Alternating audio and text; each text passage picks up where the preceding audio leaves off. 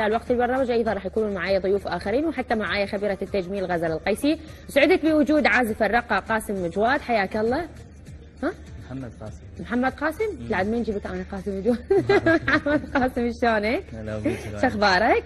جمعه مباركه علينا وعلى الجميع. شلون الجو وياكم الجمعه؟ والله زين، احنا اليوم كنا في مهرجان اسمه انتصارات الحشد والجيش العراقي الباسل. تمام. مركز بغداد الثقافي. حلو. بالمتنبي.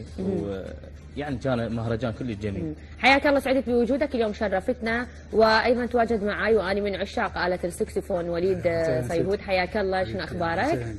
جمعه مباركه. مباركه عليك. كيف وضع السكسفون؟ والله الحمد لله خير؟ مثل ما قال الاستاذ محمد كنا في مهرجان والله من الصبح وخلصنا على انتصارات الحشد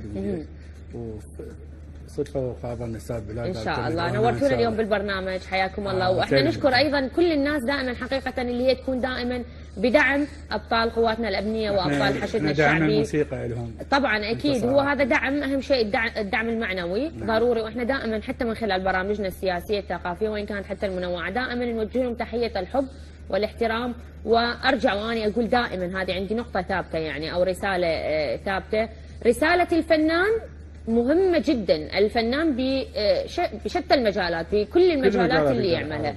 سعدت بعلي الحيدري شاعر، حياك الله، مساء النور.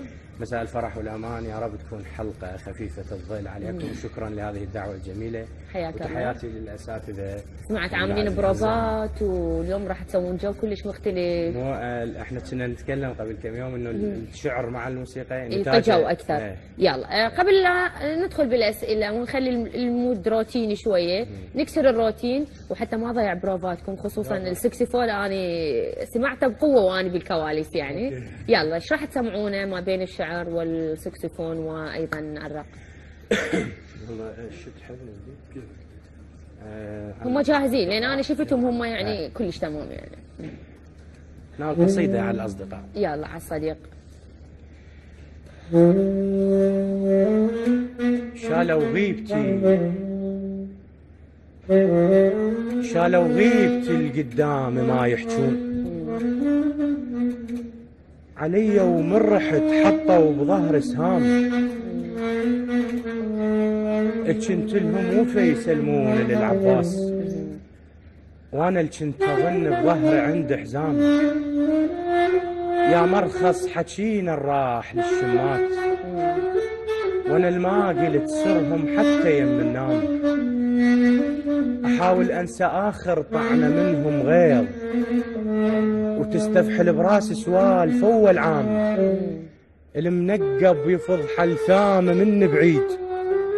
من بعيد ترى الناطب صديقه ما يضم الثام.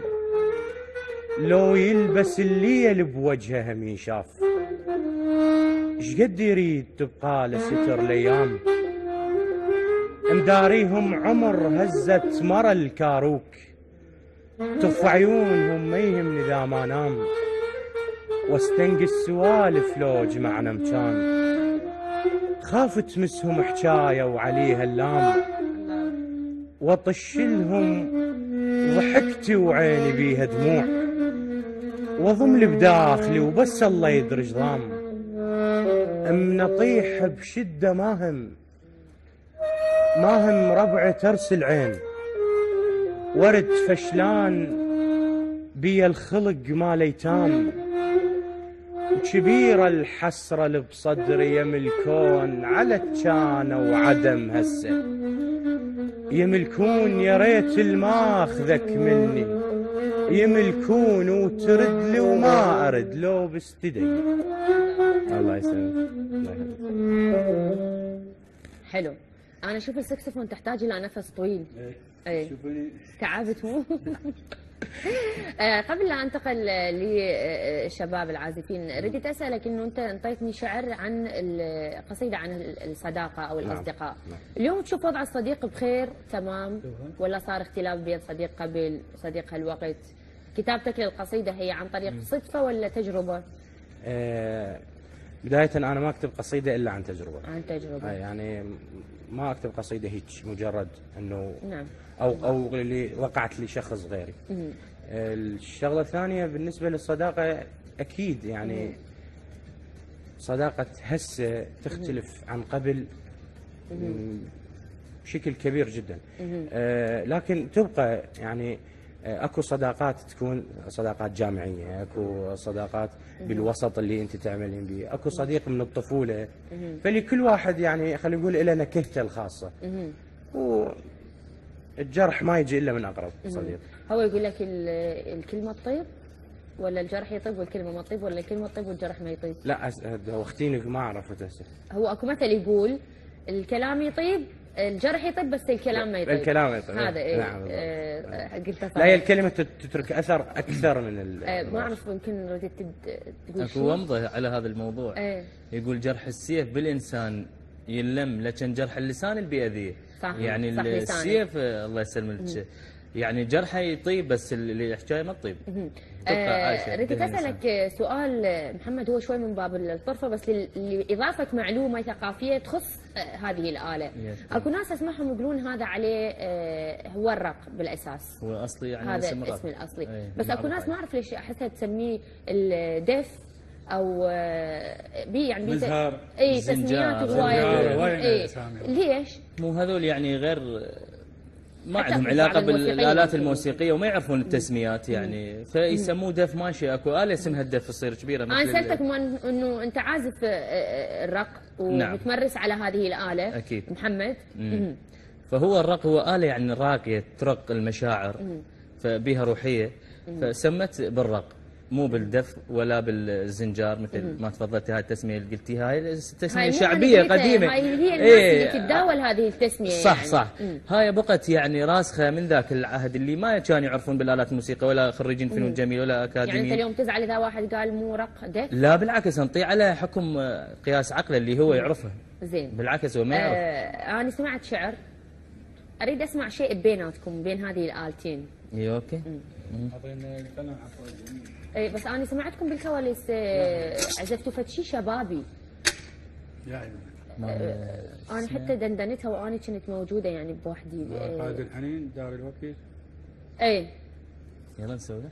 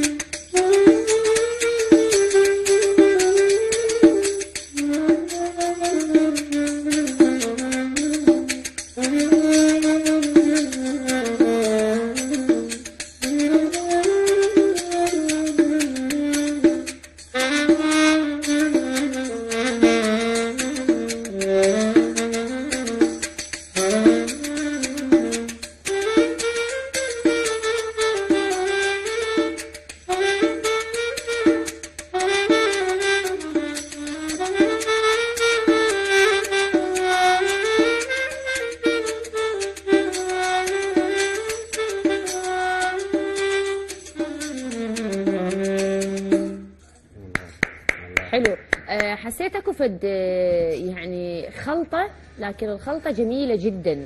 يمكن عندما تسمع بس بالسكسفون يختلف، او عندما تسمع بس بالرق يختلف، بس من تدمجهم اثنيناتهم تحس اكو فد ارتباط روحي. يعني شلون من تحس شخصين مرتبطين لكن هم بجسد واحد. هو شيء يكمل شيء. شيء يكمل شيء. لا من ضمن فرقه كبيره احنا متكونه من الفنان حسام سلطان يعزف عود، من الفنان محمد الشرقي يعزف عود، كذلك علي وحيداوي يعزف ناي، ومضر عبد الزهري يعزف طبله، ومحمد خاتم عيد الفرح. انا تواجد متعودين على العمل هذا، اليوم إيه. اختاريت ثاني يعني صراحه اختاريت هاي هسه محمد. صارت صدفه ترى يعني. صدفة. يعني هو صدفه أنا- إيه. يعني ما جبنا الفرقه كذا، ان شاء الله هم عندنا عمل هنا فرقه ان شاء الله.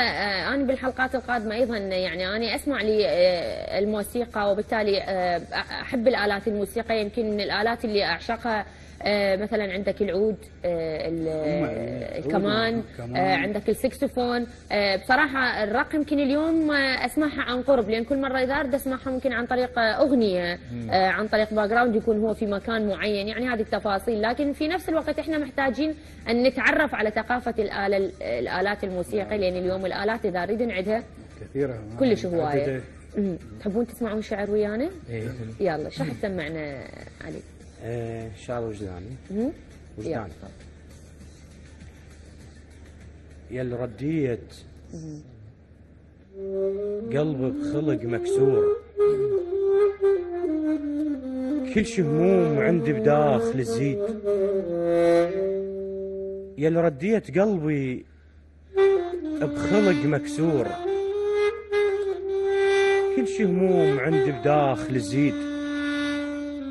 عفتني بحالة كلها تشوفني بعين، واحد راح وهله بليلة العيد، واحد ما تريد الحلمك يفوت، ليش بنومه تاخذ راحته تريد. عرفتك ما ردتني شلي وياك، اللي براسه محرم شله بالعيد. شجاني تعلمت ما اعيش لولاك، وادري الذله بس يم بابك تزيد. وارد اشتاق لك واتمنى القاك، واصيح بصوت عالي قرب البعيد. تعال تعال فراق وجهك طول وياي، وتدري انت بجفاك يزيد همي. عقب فرقاك والله طاحن دموع ما نزلها بس لجناس دموع. صرت وياه ما قالك على الراح، ما قالك ايش عندك جنت وياي. ما قلت له تركته بحسرة ومشيت، مثل اللي يموت بحسرة الماي. ولو اعرف جوابك من يسألوك، واحد رادني وانطيته مكفاي. لا تقل لي اعوف وارجع وياك، الشمس غابت بعد شي في يدي الفياي. من قلت لك تعال تعال استاحشت حيل، قلت له الله يعوضك شوف لك راي. ويا راي يا راي اللي يمر واتخذه بجفاك. وانا لمن عرفتك عاشرت ناي كنت طايح الك مديت. يمناي تاليها بهجر جازية يمناي، الجرح شي سكته ذا كل ساعة يمناي. أضم